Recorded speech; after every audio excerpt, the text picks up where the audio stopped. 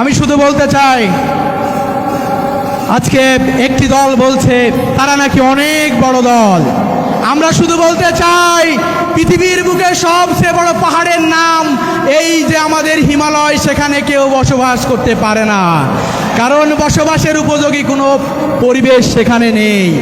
আমরা বলতে চাই, পৃথিবীর সবচেয়ে বড় যেই মহাসাগর, প্রশান্ত মহাসাগর, এই প্রশান্ত মহাসাগরে মানুষ যদি খুব শখ করে এক গ্লাস পানি খাবে, এই লবণাক্ত পানি মানুষ খেতে পারে না, কারণ সেটা সুপেয় পানি নয়।